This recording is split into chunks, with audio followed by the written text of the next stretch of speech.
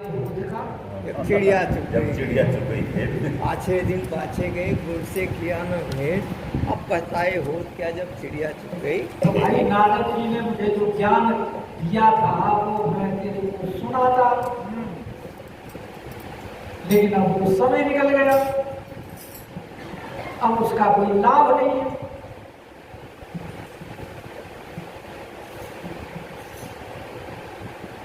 पर तूने जो जिसके साथ पैर ठाना है वो सोच समझ के नहीं ठाना।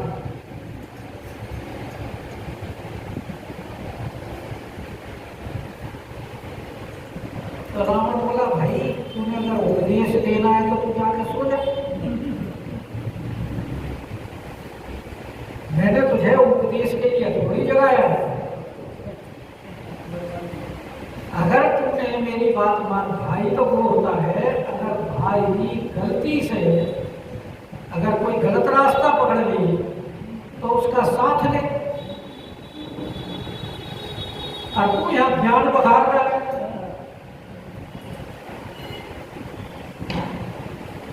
तो कुंभकर्ण बोला भाई ठीक है, मैं युद्ध अवश्य करूंगा, क्योंकि जो भाई का धर्म है वो मैं अवश्य निभाऊंगा।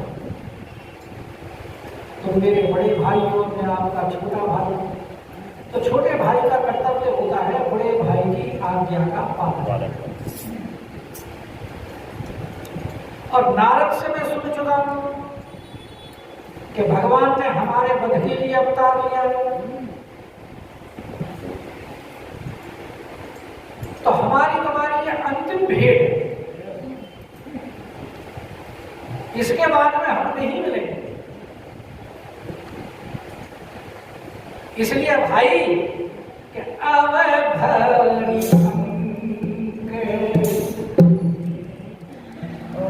अरे भेंट कोई भाई, अब अंतिम समय में अंतिम अवसर पर अब प्रेम से एक दूसरे से मिल लेते हैं, क्योंकि इसके बाद तो अब मिलना नहीं। और इतना कह करके अंतिम समय में उसका जो भगवान के प्रति जो अंतर्भाव था वो प्रकट हो। तो कुंभकर्ण कहता है कि अब भाई मैं जा करके अपने नेत्रों को सुफल करूंगा,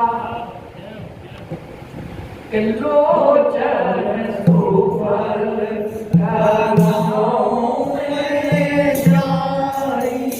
और जब हृदय के अंदर ये भाव उमड़ा तो राम जी की छवि जो है वो उसके नेत्रों में के आगे आ गई, और उसका चिंतन करते हुए कह रहा है कि श्याम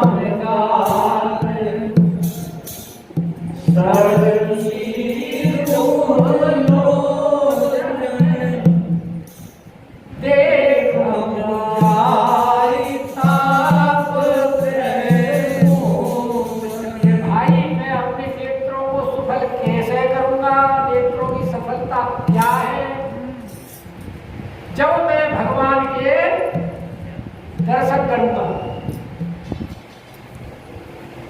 श्याम का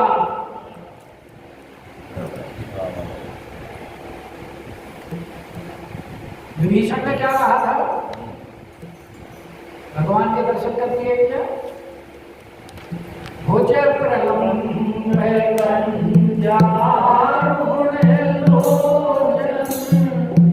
श्याम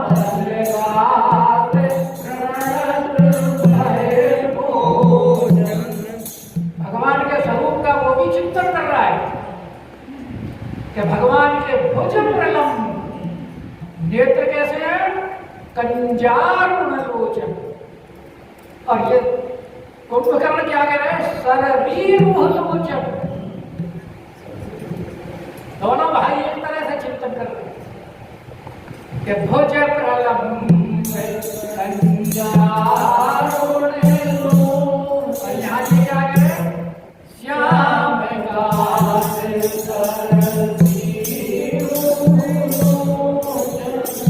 क्या कह रहे हैं? श्यामल गात प्रणत भय मोचन। श्यामल गात, ये क्या कह रहे हैं? श्याम गात।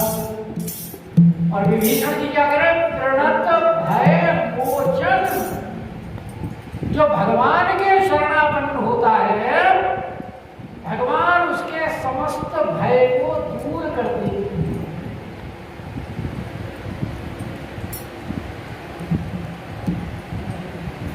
भाई सबसे बड़ा दुख क्या है? ये भवसागर का ही तो दुख है।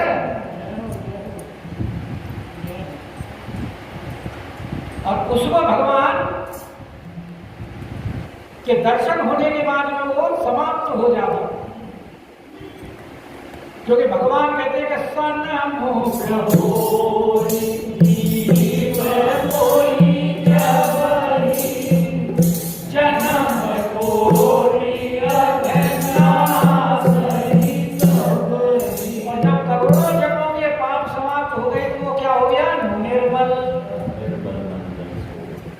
और निर्मल भगवान को कितना प्रिय है कि निर्मल मन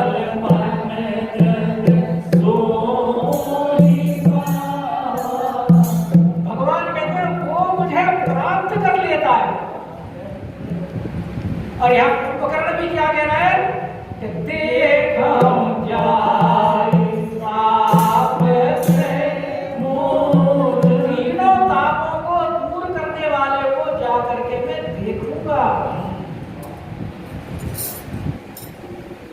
तीन ताप कौन से हैं? तेरे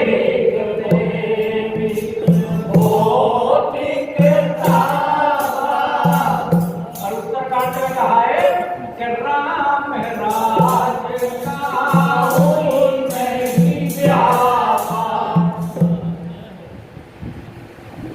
राम जी के शरण में जाने पर, उनके राज्य में रहने पर आपको किसी प्रकार की कोई घबराहट नहीं होगी। क्यों? भगवान सब कष्टों को तो कुंभकर्ण भी अब ये कह रहा है कि मैं अब उन्हीं के जाकर के दर्शन करूं।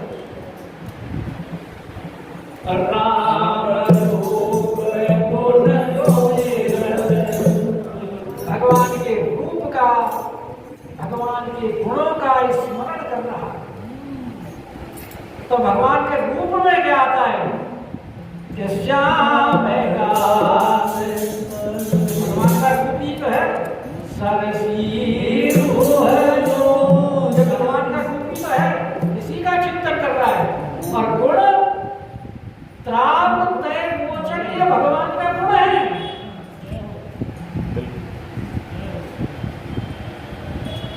तो रावण दोनों का चिंतन कर रहा है, स्मरण कर रहा है।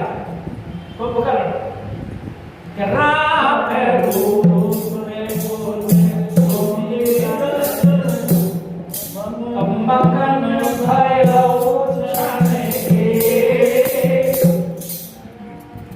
कुंभकर्ण जब भगवान के रूप का चिंतन करता हुआ, गुणों का स्मरण करता हुआ, जैसे ही भगवान के ध्यान में मगन हुआ, रावण बोला कि गई भैंस पानी इसके लिए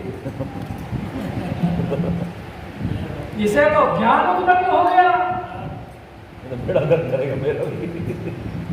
अब ज्ञान उत्पन्न होने के बाद में पता नहीं ये लड़के जाए ना जाए, और जाए तो वहां से संधि कर ले विभीषण की तरह।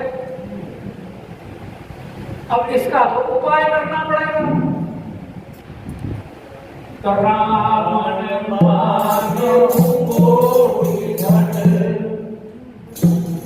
क्योंकि कुंभकर्ण है ना भाई, एक दो चार बोतलों से काम थोड़ी चलने वाला है उसको। करोड़ों वो तो पूरे ठेके के ठेके खत्म करने वाला आदमी है। इसलिए रावण ने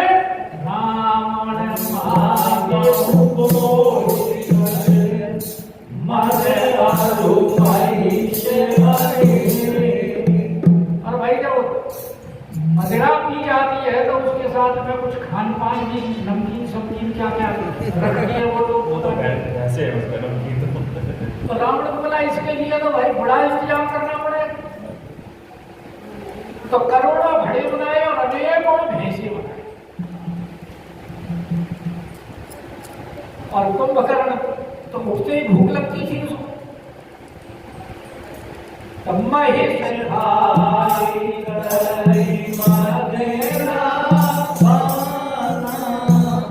अब उसने अपना भोजन कर लिया, तृप्ति हो गई। अब उसने गर्जना की, युद्ध के लिए तैयार, क्योंकि जो ज्ञान था वो नष्ट वो तमोगुण से दब गया। और रावण यही चाहता था कि इसका ज्ञान दब जाए ताकि ये युद्ध के लिए तैयार हो। तो जब उसने अपना आहार ले लिया, उसके बाद में जब सुरूर चढ़ा उसे, तो फिर उसने गर्जना की, जैसे कि आकाश के अंदर बिजली चमकती है और जब बिजली कहीं पड़ती है तो कितनी जोर की गर्जना होती है। जैसे बिजली के गिरने पर भयंकर आवाज होती है, उसी प्रकार कुंभकर्ण में आवाज। और कुंभ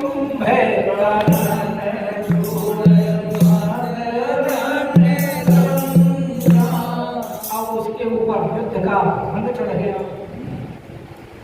अब दो रंग चढ़े हुए, एक तो शराब का रंग चढ़ा हुआ है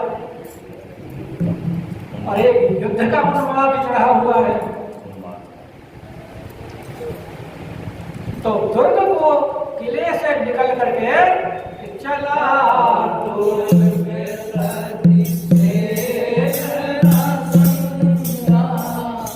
अकेला ही चल दिया, कोई सेना मेरा साथ नहीं। रावण बोला, भाई सेना तो साथ लेकर चला गया, तो भाई को वीर ही क्या जैसा सेना की सहायता की आवश्यकता पड़ा।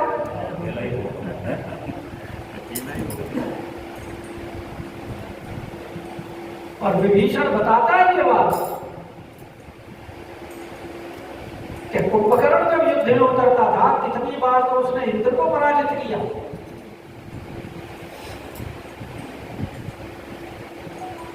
और इंद्र के हाथी के ऐरावत के दांत तोड़ दिए उसने, यम को पराजित किया। और उसके सामने ऐसे जब वो खड़ा होता था युद्ध स्थल में, तो ऐसा प्रतीत होता था जैसे काल स्वयं खड़ा हुआ। तो रावण को भी उसने कह दिया, भाई मुझे तेरी सहायता वाहिता की सेना की आवश्यकता नहीं, और अकेला ही चल दिया किले से निकल के, लंका से कि चला दुर्ग तजी सेन न समझा। अब इधर से कुंभकर्ण चले हैं, उधर से विभीषण देख रहे हैं कि हमारे भाई आ रहे हैं। और विभीषण जानता है कि राम तो पार ब्रह्म परमात्मा है और कुंभकर्ण युद्ध करने के लिए आएगा तो वापस जिंदा जाएगा। और ये अंतिम समय है भाई से मिलने का। तो देखे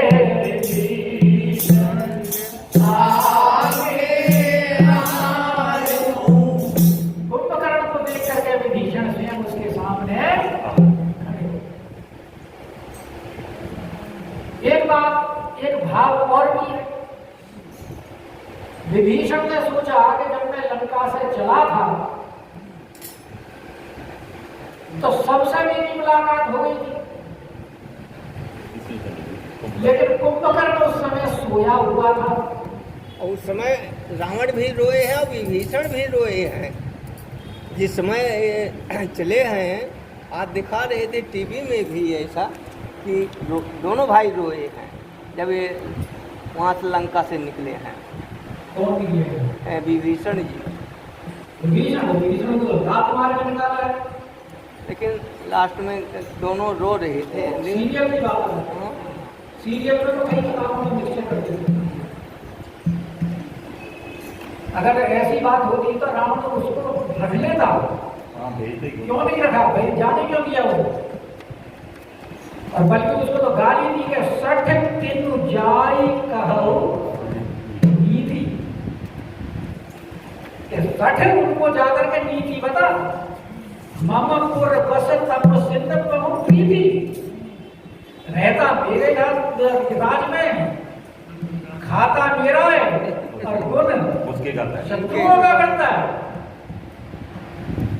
तो देहात में कहावत है ना, जो खावे कसम के सोवे भाइयों के।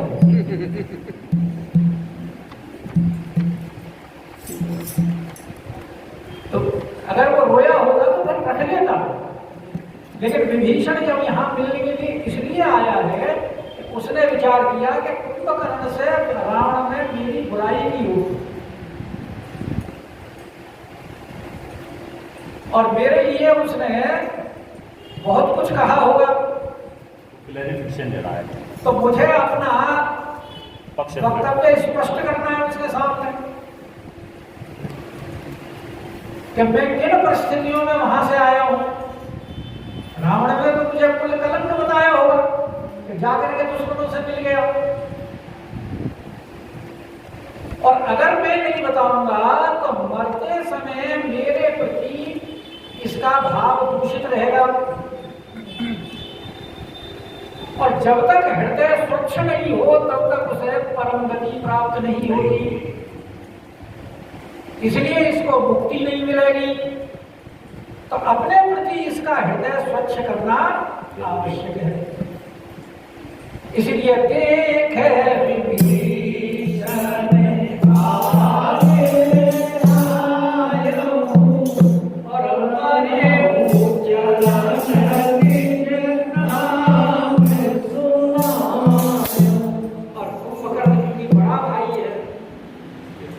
चरणों में पढ़ करके और अपना नाम बताया है भाई विभीषण।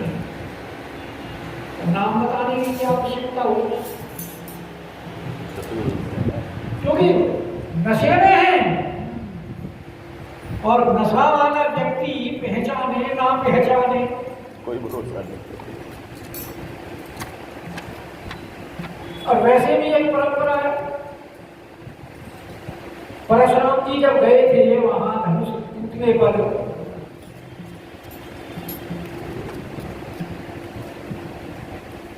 तो पिता नाम कही कही निज नाम, सभी राजा पिता का अपने पिता के साथ साथ में अपना नाम ले रहे हैं। सबने दंड प्रणाम किया परशुराम जी को, लेकिन यह पिता के नाम की लेने की आवश्यकता नहीं, क्योंकि कुंभकर्ण तो जानता है अपना ही नाम पर्याप्त है, विभीषण कह देगा तो जान लेगा। इसलिए पारे वो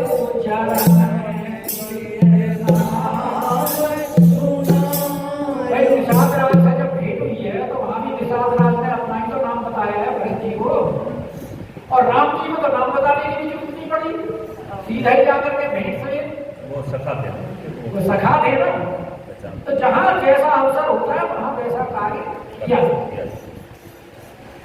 और कुंभकर्ण ने भी पहचान लिया कि मेरा भाई है।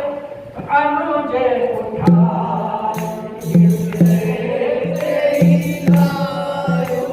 कुंभकर्ण ने अपने छोटे भाई को, भाई के प्रति बड़ा प्रेम था, और उठा करके हृदय से लगाया। और हृदय से लगाने का एक कारण और भी है कि भाई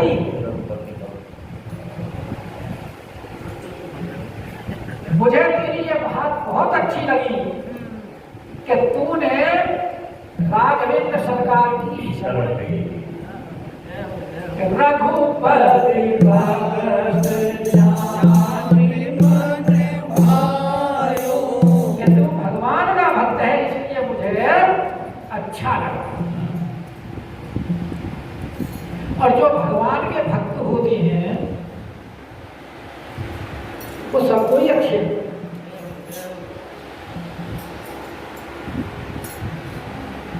क्योंकि कुंभकर्ण जैसे को भी अच्छे लग रहे हैं, और उसमें आगे स्वयं विभीषण जी कहेंगे ही कि मैं भगवान जी ने मुझे कैसे स्वीकार किया है, क्योंकि रावण ने तो मुझे लात मार करके निकाल दिया।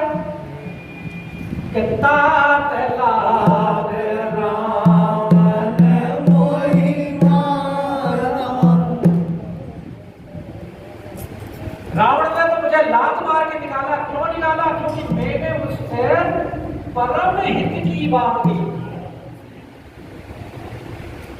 परम हित क्या? मैंने उसको कहा कि भाई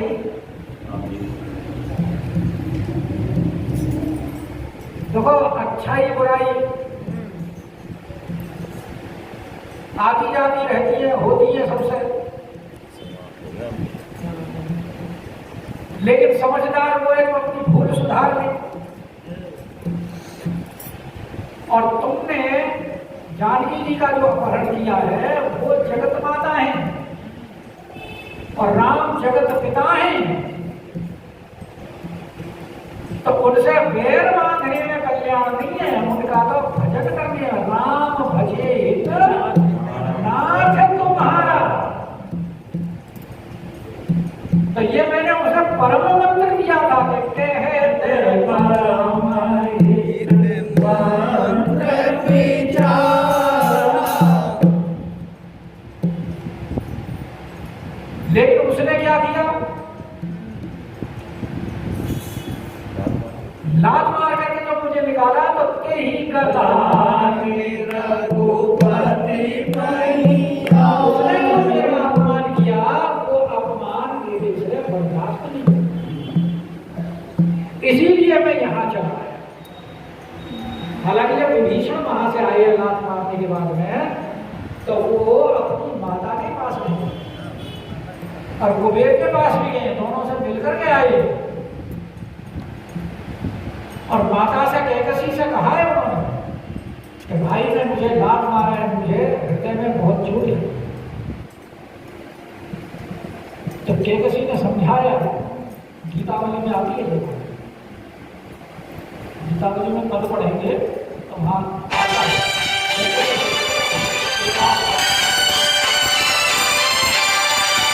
तो कोई पास सही बात। और जिस जो भगवान को भा जाए वो सबको भा जाता है। एक बार आप भगवान से जुड़ जाओ,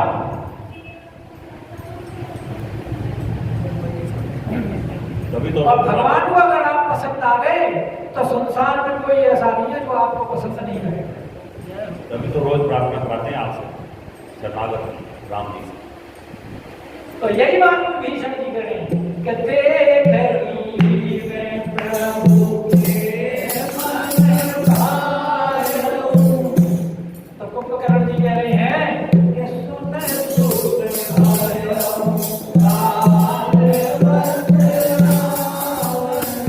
भाई तो ठीक है। रावण अब किसी की मानता नहीं है। मैंने भी उसको समझाया था कि भजऊ राम होई कल्याण। और विभीषण ने भी कहा था कि राम में भजे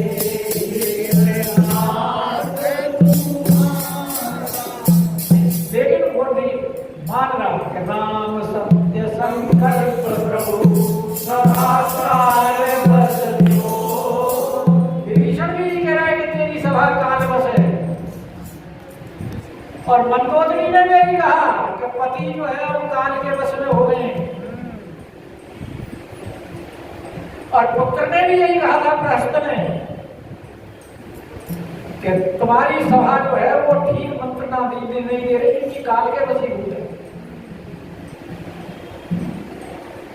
तो यहाँ कुंभकर्ण भी कह रहे हैं कि सुन सुत भायो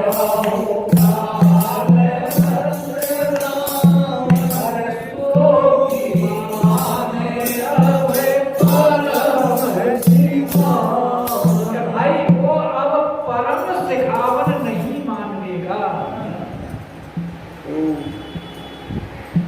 और परम सिखावन तो वही है जिससे जीव का कल्याण हो। लेकिन विभीषण तो धन्य है कि धन्य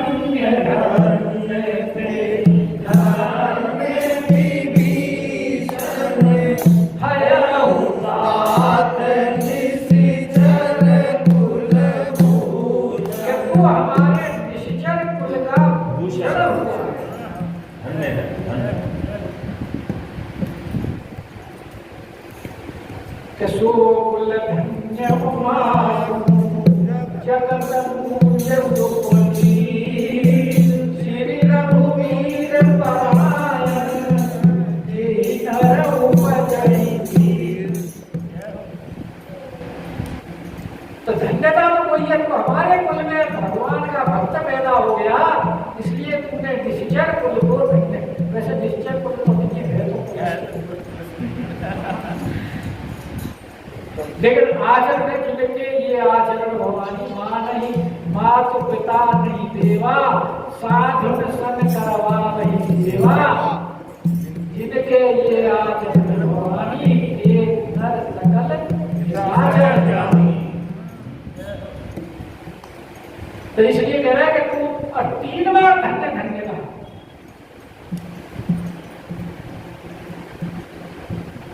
तो 3 बार धन्य धन्य क्यों कहा?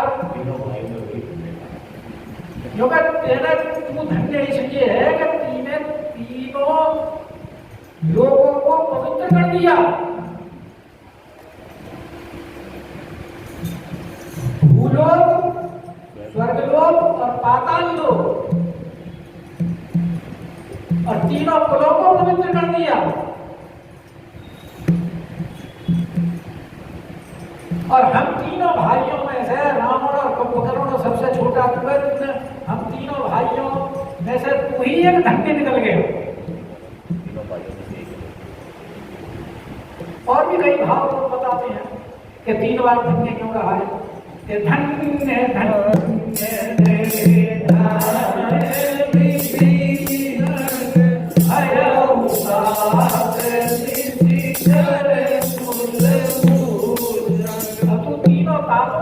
हो गया कि बंधु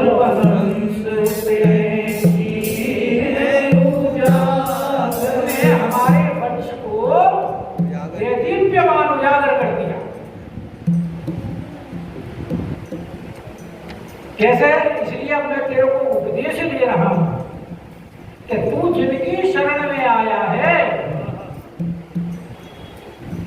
उनका भजन मत छोड़। भजे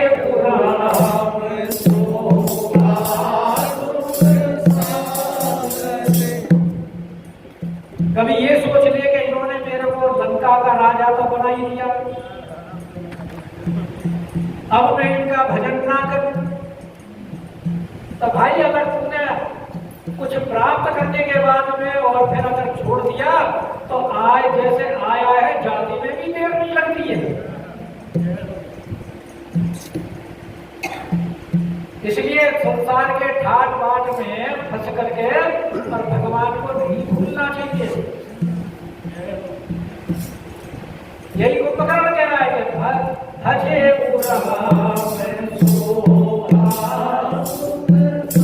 क्योंकि वो सौभाग्य सुख के सागर। वैसे तो चारों भाई बड़े सुंदर हैं, लेकिन उनमें सबसे ज्यादा कौन है? श्री राम। वो इसके भाव कल बताएंगे, आज कथा को यही विश्राम देते हैं कि वचन